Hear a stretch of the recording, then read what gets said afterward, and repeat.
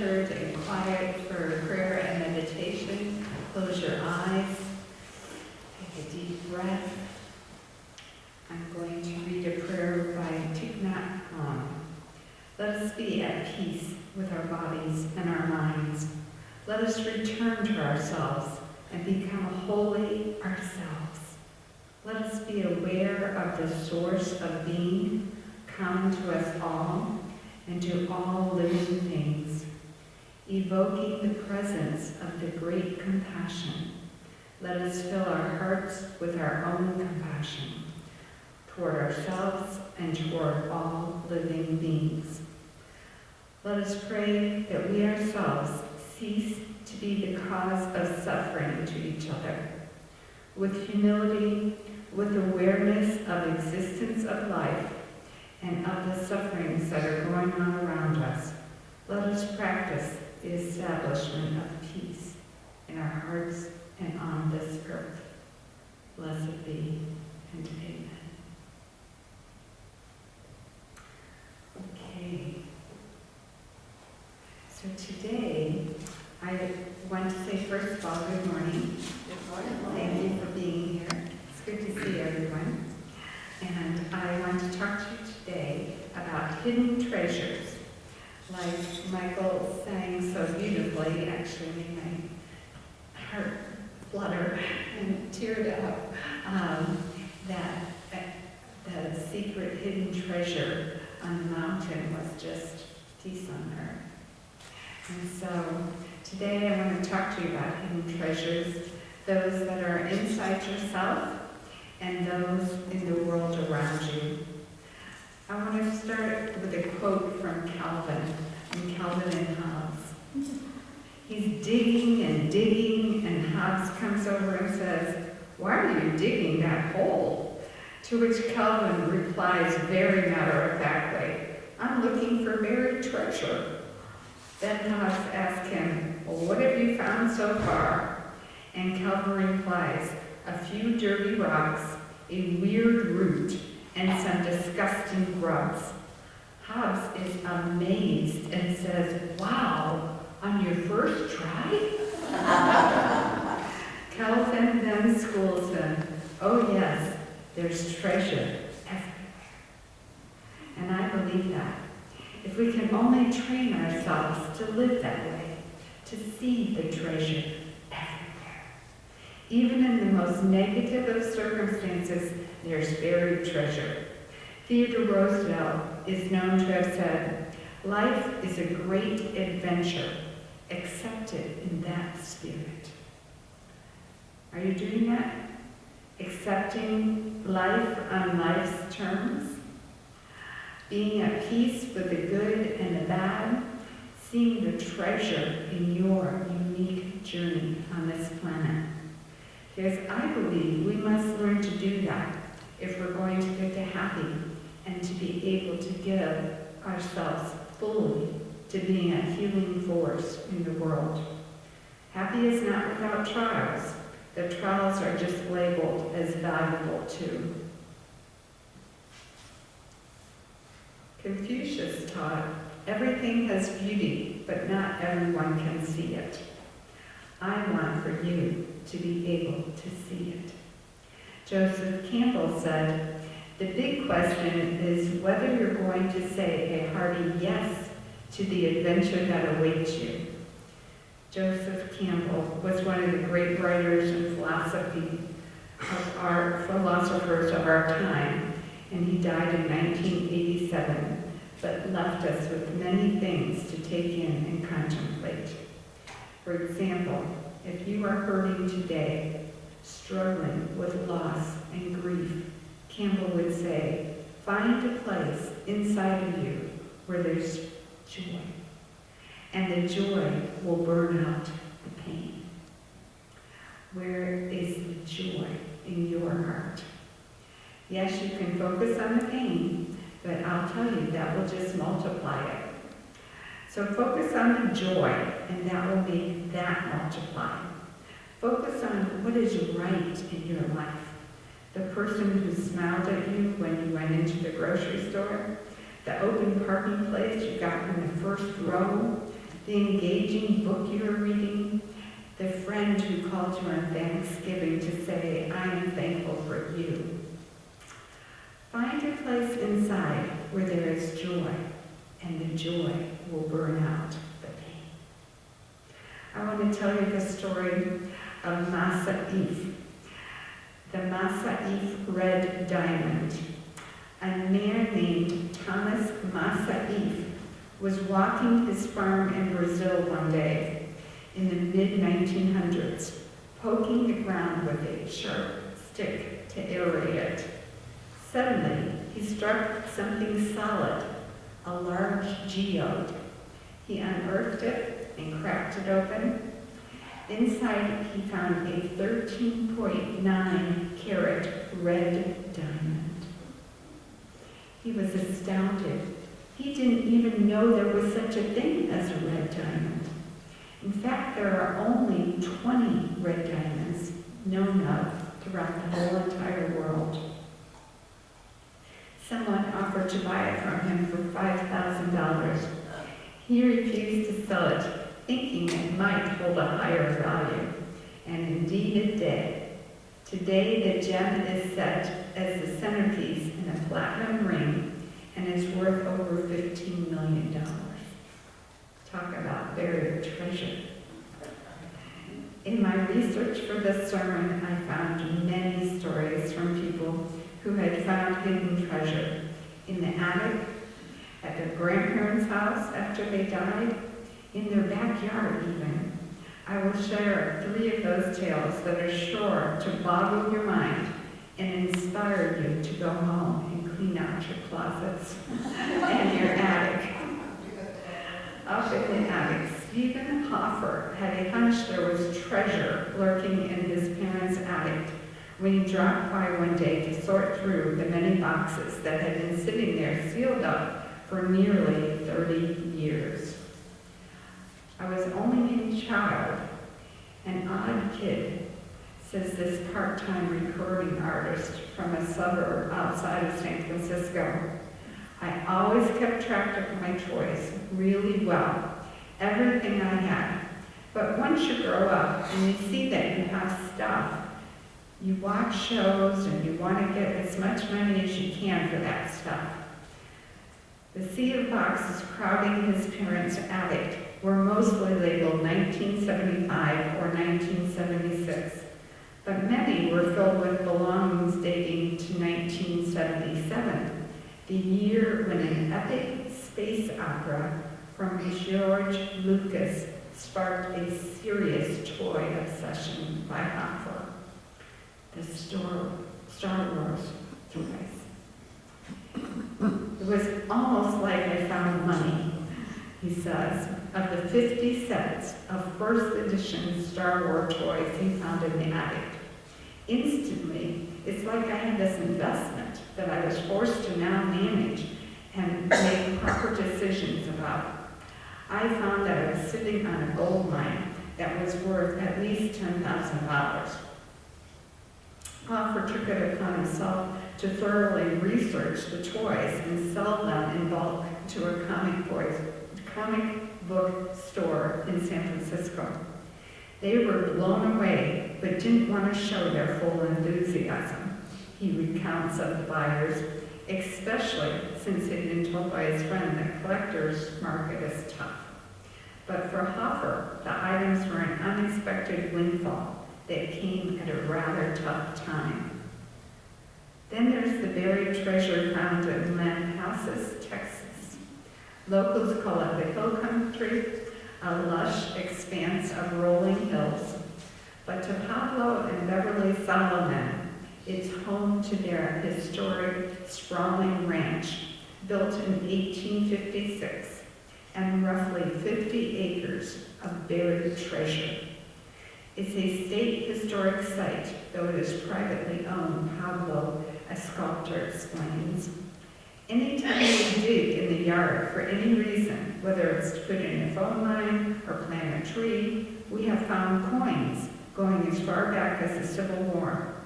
We found a Confederate cavalry spur for boots, lots of old boots, really old toys, some cast iron toys even that were well over 100 years old. And the list doesn't end there. The Solomons have found old tools, cast iron goods, hand forged by a blacksmith dating to the 18th century, old hand forks, which were a gardening tool, toys, and even Native American artifacts that are 2,000 to 7,000 years old. Another hidden treasure story, is that of George Walton. George Walton loved nothing more than collecting rare coins. And when the North Carolina dealer was killed in a car accident in 1962, his extended family inherited a princely sum.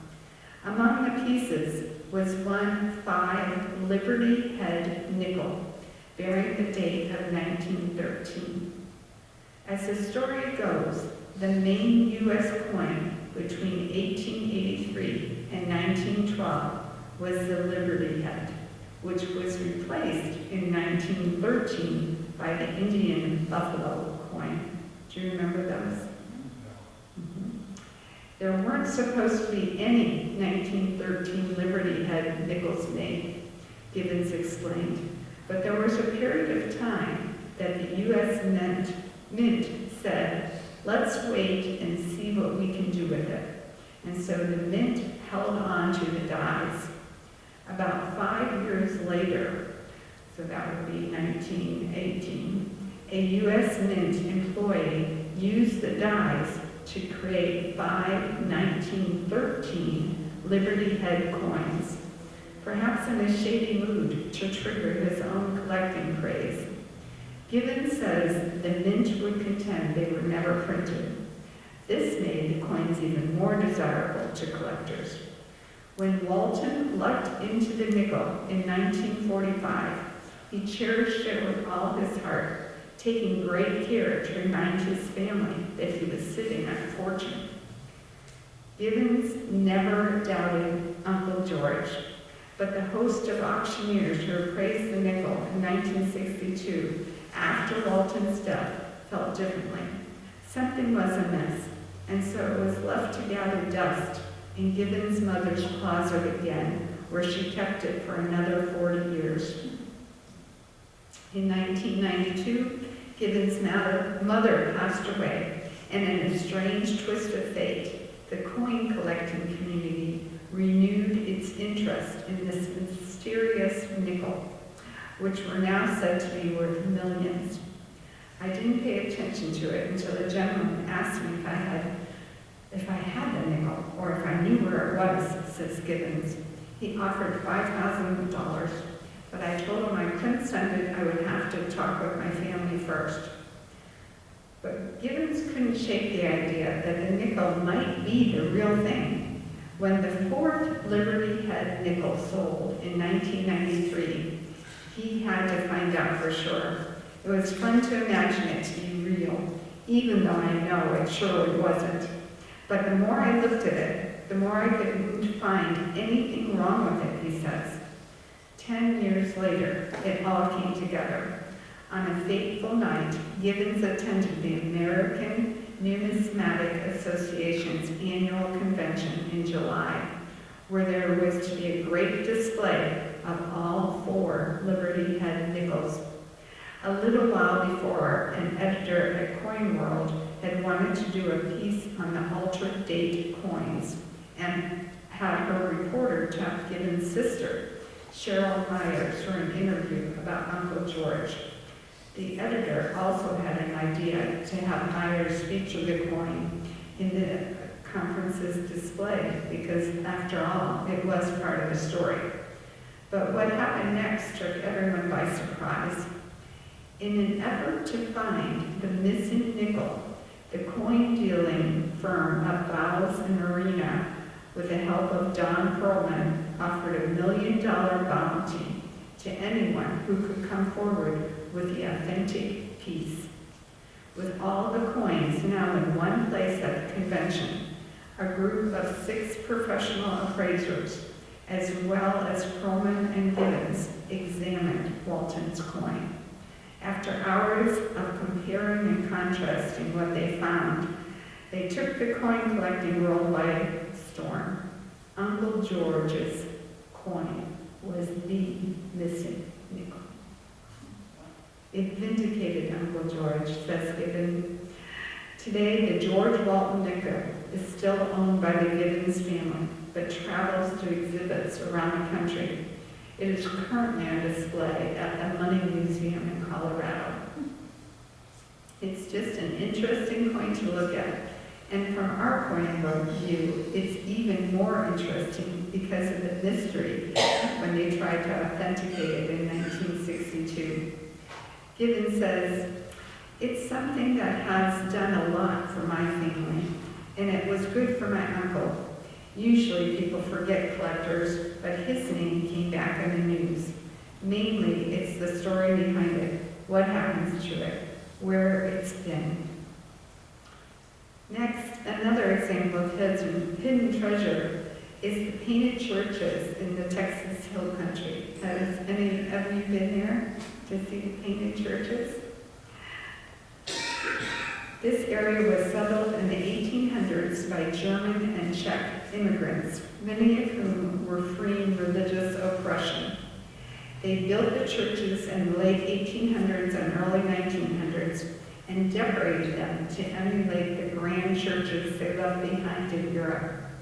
When my husband and I visited one of the painted churches in the Hill Country in Schulenburg, we were told a painter was hired to repaint the whole church. While working on chipping off all the old paint, which was just white paint covering the whole interior of the church, the painter discovered another layer of paint underneath. He asked if the people who had hired him wanted him to take off the whole top layer of paint, and they said yes. That's where he found the hidden treasure, a beautiful painting reminiscent of the old churches in Europe was under the white paint that had been painted over it. And my husband and I had to ask, who would paint over that with white paint? But somebody did. What about other newly discovered hidden treasures?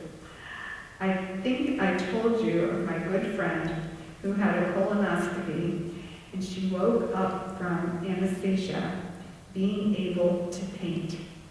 She had never painted before in her life, and yet there was a painting class going on in her church that she stopped into. And weeks later, she painted this picture of her granddaughter. Yeah, hidden treasure inside of her. So when I went to have my colonoscopy, I wondered if I would wake up knowing how to paint or play the piano or sing or something. But what happened to me was I lost my memory. And it took me a few months to get it back. So I had to find my hidden talent somewhere else. Then it occurred to me that after spending 6 weeks at MD Anderson, having over 100 tumors in my brain and a stem cell transplant, I came out of there with hidden treasure, pressuring me daily to write it down. And I did. And it became my latest book, 2 Lifetimes, Moving from Fear to Love. There's hidden treasure in every moment. The joy of life is finding it, says author and keynote speaker Katrina Mayer. I want to end today with a quote from Scott Stable. He said, "I look around and I see so much fear. People getting more and more comfortable with their hate, more at ease being mean, more united in their separation. And I think, no, not me. I will not get lost in this fearful world. I will not play with bullies. I will continue to be brave and kind. I will speak for real unity. And no matter what, I will never stop loving." I will continue to live fully in this magnificent world. May we all do that. May we continue to live fully in this magnificent world. And continue to marvel in seeing, really seeing, the treasure that surrounds us. Blessed be.